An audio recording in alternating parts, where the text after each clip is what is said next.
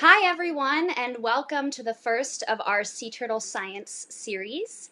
My name is Dr Bezy, and we'll be getting started in just a few minutes. I'm going to give a little time for everyone else to join us.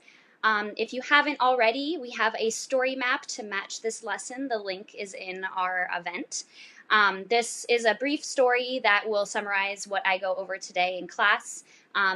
Hopefully some of you did this ahead of time. I'm going to send out a poll really quick to see who has seen the story map.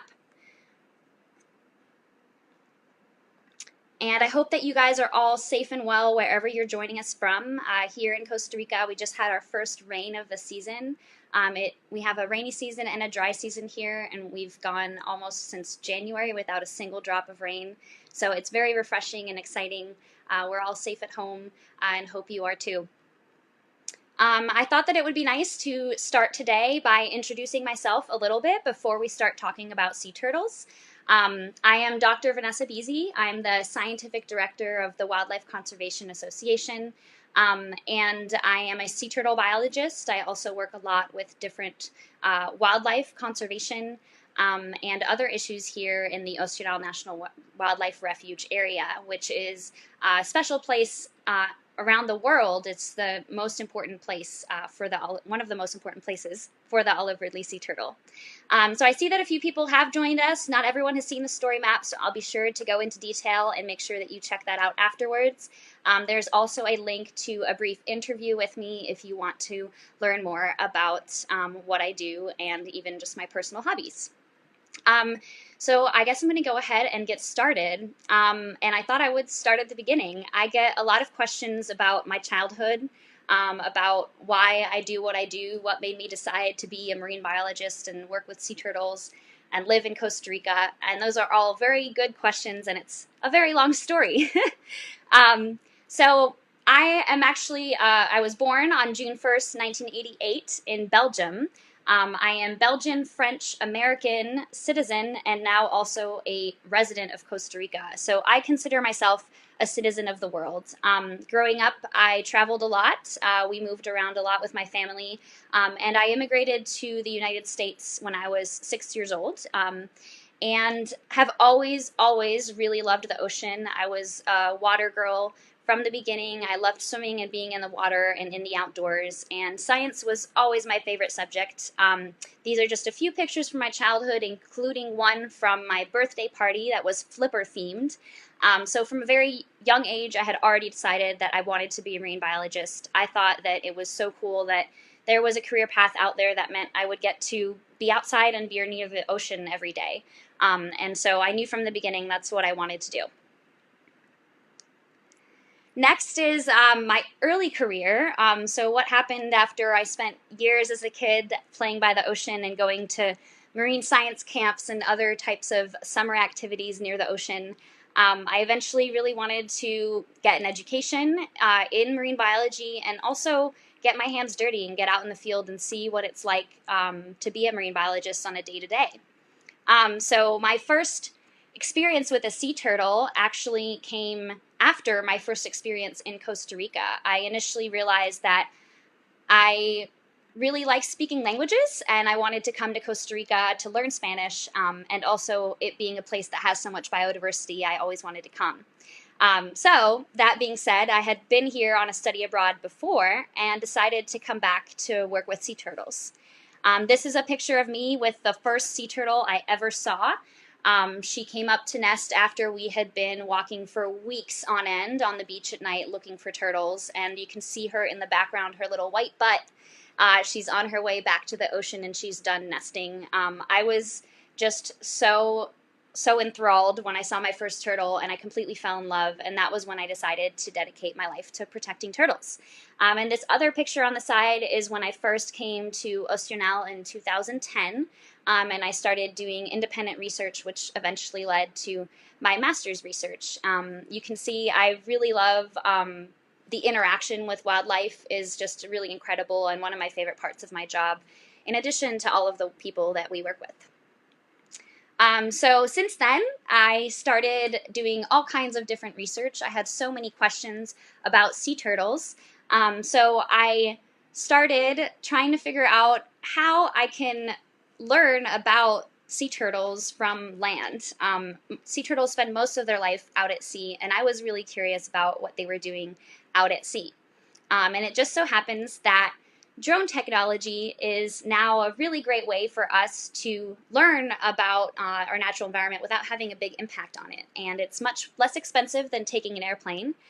So I took a drone and flew this drone for an entire year, every 3 days, looking at sea turtles out in the ocean. And we learned a lot about sea turtles' movements. The number of turtles that we have here in Costa Rica is one of the highest densities we've ever seen in the world. So this was a really cool project to use technology and learn as much as we can about the turtles here in Oceanell. And after that, I realized, well, there's a lot of turtles, and we can see all of these turtles on the surface, but we have no idea how many turtles are underneath the surface. And sea turtles spend quite a bit of time diving. So we decided to take a look from underwater. And to do that, I reached out to a lot of different colleagues that have attached cameras to turtles before, and we came up with our version of the Turtle Cam. So the Turtle Cam is a really small camera that we attach to a buoy that releases from the turtle automatically after a few hours, and then we retrieve it using a radio transmitter and signal. I'm going to do a live show and tell of this equipment sometime later this month, so be sure to chime in if you want to learn about the Turtle Cam. So this is very difficult to retrieve, but we did retrieve some cameras. And I want to share with you the footage that we got. Is essentially a sea turtle's eye view of what a sea turtle sees during their time in the water here near Oceanell. So we can see in the videos that the turtle comes up to take a breath. She doesn't spend very much time at the surface, but we can see land, so we know she's nearby. And then the turtles tend to take very long dives. Their life is actually pretty boring. They sleep and rest on the bottom most of the time and come up just a few times to take a breath. We didn't see a lot of other turtles in this footage, which we were surprised. We thought that the turtles might be at least bumping into each other. We do see a couple fish swim by occasionally, but for the most part, these turtles are simply resting on the bottom and coming up to the surface to have a breath. I'm going to scroll through so you can see a little bit more of what this footage looks like when she dives, but I'm not sure if we have diving in here. There you go. So now you can see the turtle slowly starts to dive, and the water becomes very green and dark very quickly. And eventually, when we're analyzing these videos, we see that there's a whole lot of time in the dark. So I'm going to speed it up a little more. You can see it gets pretty dark and murky down there, and I'm not sure she can even see where she's going. So after we played with the Turtle Cam, we realized, well, it's really difficult to go out, find turtles. It's stressful for them, for us to attach the camera and then release it, and a lot of times we're losing these cameras. We're in the Pacific Ocean, there's a lot of currents, and it's really hard to find this camera once it comes off of the turtle. So our next project is a different approach. We are very fortunate to have received through the Sea Initiative with National Geographic and So Far Ocean Technologies a donation of an underwater drone. So now we're going to get to basically take this remotely operated submarine and follow turtles around without having to catch the turtle or attach the camera. And this will get us a much closer look at what the turtles are doing without interfering with their behavior. We hope to also look at what other animals are there, hopefully see what the turtle's eating, and see what kind of habitat they're using. So next I wanted to share another really cool project that I've participated in, working with an organization called Digital Life 3D. I definitely recommend checking out their website. So this project is basically looking at all of the most endangered, protected species in the world and trying to create 3D models of these animals so that we can still see them even if they go extinct, which is sad to say. But they had the project of doing all 7 sea turtle species, and we were lucky enough to host them here in Oceanell to get pictures of the olive ridley turtle.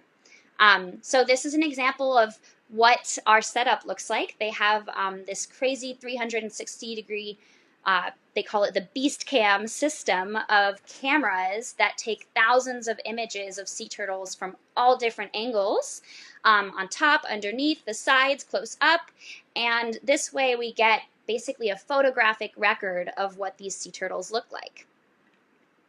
And after that, they work with animators and scientists to create a real life animation of this turtle so that you can basically project a turtle into your classroom, into your home, or look at it from a screen and move it around and get a really close experience with the sea turtle, even if you live really far from the ocean.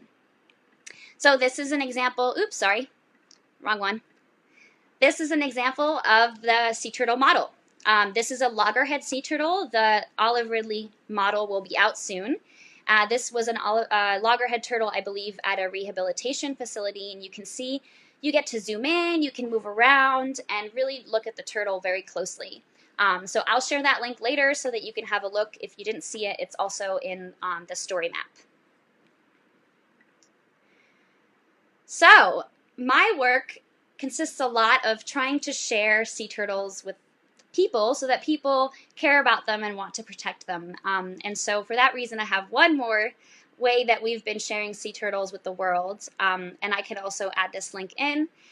We worked with National Geographic. They came to do a 360-degree virtual reality video of the Erebata, which is when thousands of sea turtles come to Oceanell to nest at the same time.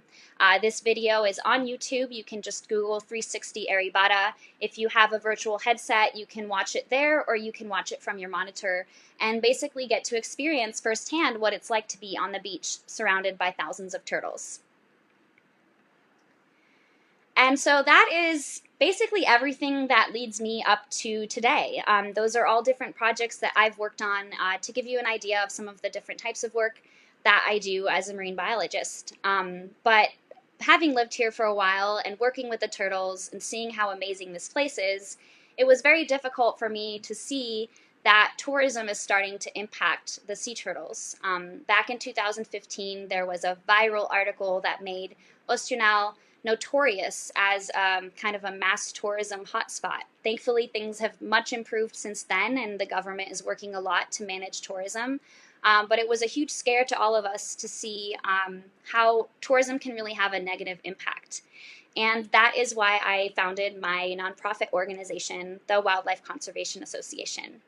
So our organization works to inspire sustainable living through research, community engagement, and immersive educational experiences. Now, sustainability is a term that a lot of people don't understand, and maybe you have an idea of what that means. Most people think about the environment when they think of this, but as I quickly found out working with turtles, it's not just about the turtles, it's also about the people that live on the beaches near the turtles, the businesses that run. There's a lot of other things that impact sea turtles than just the environment. And so sustainability is a combination of the environment, the community, and the economy. And what's most important for tourism is to somehow connect the community to the value of local wildlife and make sure that that actually brings in fees and donations and support economically for the community. This is all a really fancy way of saying that the work that I do is very complicated, and it's not just about sea turtles and the ocean, but it's also about people and really complicated issues that I need help with. And I work with a lot of different people, and networking is a really important part of my job too. So really quick, I'm going to walk you through some of the different programs that we run, and then we'll open up for some Q&A. The first program, you probably guessed it, we work with sea turtle conservation. Our organization grew out of a sea turtle conservation project, and we do basic monitoring to look at what kind of turtle activity we have on our beaches. And we also do a lot of educational and outreach activities with local businesses and hotels, and especially local schools. For those of you that live in the area, and even if you live elsewhere near the coast, there are a lot of sea turtle conservation projects that monitor beaches, and in a lot of cases you can volunteer and help them identify when sea turtles have nested on your beach. So be sure to reach out to them or to us if you're in the area and interested in helping monitor sea turtles. Next, after that, also turtle-based, that's our focal species after all, we are working on a sustainable tourism initiative called Thousands of Turtles Tours. And this is basically a program that is meant to support the Refuge Administration and local guides to help make sure that we let everyone come see this crazy phenomenon with all of these turtles in a safe and manageable manner for the turtles, and also a way that can benefit the community. So we're working a lot with them to come up with different ways that can help with the logistics and management of tourism. And one day, if you're visiting, you can come on an Aribata tour with us. The next project that we have, as I mentioned, it's not just about sea turtles. We're also looking at water quality. Water quality is super important for tourists, anyone that wants to use the water, surfers, really any recreational use of the water, to make sure that it's safe for us to swim in there. And this is also obviously important for sea turtles. So our project works with an organization called the Surfrider Foundation and Swim Guide to conduct water quality tests and share that information with the public. So even if you're not here in Nosara, this is they have locations all around the world. You can download the app or go to their website to check water quality at any of the sites that you go to swim or surf or use the water in any way. And a new project that we have, if you follow us on Facebook, if you don't, please do. A new project that we have, you've probably seen, is our Nosara Biodiversity Project. And this is also a project that you can participate in. Even if you're not in the area, you can contribute in some way to scientific data on biodiversity. So this project uses an app called iNaturalist, and on this app you can make observations of nature and submit them, and this can then be used for scientific research. Here in the area, we're studying biodiversity on land and in the water to create a map so that we can see where all of these animals are and understand how can we protect them, or what areas might be problematic for that animal. Species like howler monkeys, for example, in the area are really affected by building and construction because they get electrocuted on electrical lines. So this is an example of a place where we build things and where we see animals is really relevant for us to understand how to protect them. And finally, I wanted to share with you all, it's not a secret because it's already out there, but my big dream, the thing that I am most passionate about and really believe in, that is to create a center here in the area that can host tourists, school children, groups, researchers, a place where we can come together to create sustainable initiatives, host education and research, and really help the community come together in a really significant way. Now, this is a huge dream and will probably take many years, but we're working every day to make this a reality, and happy to say that a lot of the Nosara community has been very supportive and on board with this as well.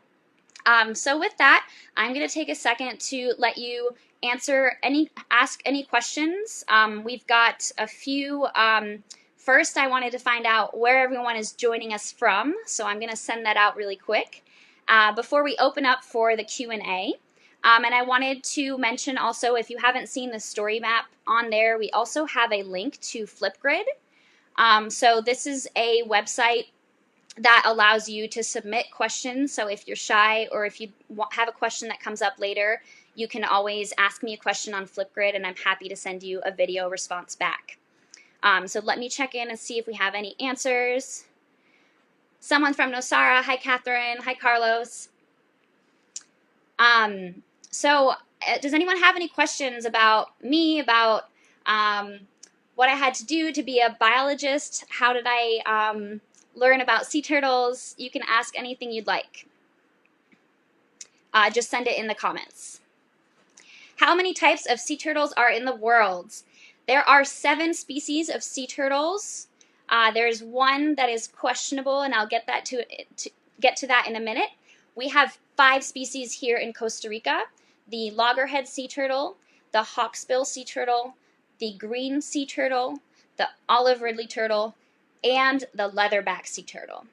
Now, the tricky one is the green sea turtle. There is also a subspecies called the Pacific green turtle that a lot of scientists debate whether that's a different species or not. So here in Oceanell, we specifically get the Pacific green turtle, or they call it negra in Spanish because it looks much darker. It's very black comparison to the much greener looking Atlantic green sea turtle.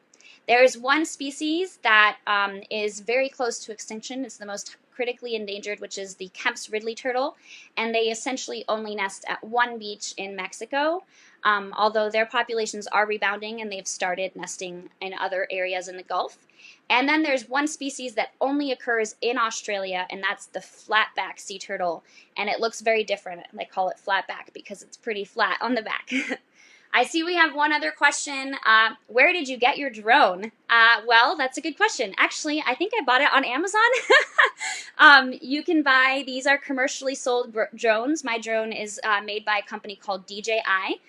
So we bought that with a grant for my dissertation work, and we've actually just gotten access to another similar drone made by the same company. So they're actually very user-friendly and easy to use. But what's very complicated is that there are very strict restrictions on drones now in Costa Rica. We live within 8 kilometers of an airport, so I am not able to fly right now in this area, but I have done a lot of flights before. I am available for any other questions. I don't see anything else. Oh, I see we have someone from Charleston. Hi, Laura. And Indiana. Hi, Julianne. Does anyone have any questions about the turtle cam or any of the projects that we're doing here in Nosara?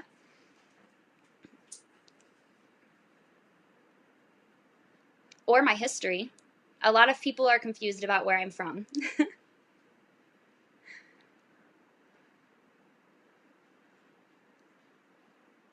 Okay. What will we learn in the lessons? Great question. So I was about to get to that. So if you haven't already, we have a series of story maps. So for the sea turtle science lessons, we will basically go through a sea turtle's life, what an arybata is, that's what I specialize in, and I'd love to share it with you. And then you're going to learn about what it's like to be a sea turtle scientist. What kind of research do we do, and what kind of research can you do? Then after that, we're going to talk about the different threats to sea turtles and what you can do to help from your home, from your classroom, whether you're a child, whether you're an adult, everyone can do something to help sea turtles. So each lesson will have a story map that you can watch beforehand. If you'd like to read through it, you don't have to. Then we'll have one of these live presentations with Q&A, and afterwards we'll always have the option for you to join us on Flipgrid to ask questions and get responses. You can also review these videos will be posted, and I'll be checking the comments as well. I see we have a few more questions. Are all of the species endangered? Which is the most endangered? So all species of sea turtles are protected.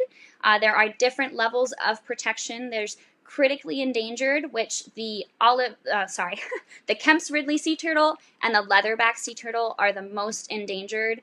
Especially the Pacific leatherback turtle populations have pretty much completely crashed. There's very few individuals left.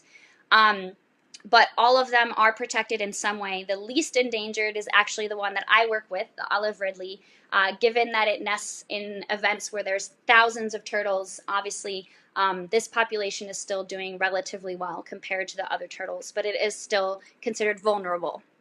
Are there any more of these lessons? So yes, there are a series of, I think it's 5 different lessons. So today is just meeting me, and from here on out we'll be talking all about turtles. And I'm hoping to do a Spanish version, but that's going to take a little while. And happy to hear any suggestions on other things you'd like to learn about. We're also doing series separate from sea turtle science that will be focused on science technology. We already did one on iNaturalist, and we'll be doing a few others on different technology, including the underwater drone and drone. Someone else watching from Charleston, yay, thank you for joining. What kind of turtles nest the most in Oceanell? By far, the olive ridley turtle. Actually, I'll show you. Right behind me is an aerial photo of thousands of olive ridley turtles nesting at once. This is the second most important site in the world for the olive ridley turtle, so that is definitely the most common turtle we have here in Oceanell. Laura is asking, what is happening to the leatherback population in the Pacific? That is a really good question. The primary issue for leatherbacks, their biggest threat, is fisheries interactions. These are really large turtles that migrate long distances, make deep dives, and they are affected especially by commercial fisheries, entanglement in nets. All sea turtles are also threatened by marine debris, plastics in the ocean. We estimate that 1 out of every other sea turtle has plastic in its stomach. We also have a huge issue with illegal harvesting of turtle eggs in some beaches where they're critically endangered, so that is having an impact as well. And especially for beaches in actually all over the world, climate change is having a huge impact. The sea turtle's sex is determined by temperature, and so these higher temperatures are actually causing all females to be coming from these nests, and we're very concerned that this is eventually going to lead to a really skewed sex ratio where there aren't enough males out there to support the population. I see, wow, okay. Do you only work on sea turtles or sharks too? I have never worked with sharks, but I would love to. If you know anyone, sign me up. I love sharks. I have swam with sharks before and snorkeled and seen a lot of sharks. I know they're here, but I've actually never seen one in Oceanell.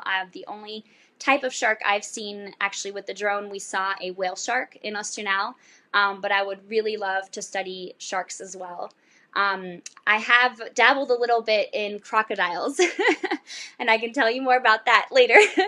Do you see similar threats to sea turtles in Costa Rica as in other parts of the world? Are there more unique threats due to tourism?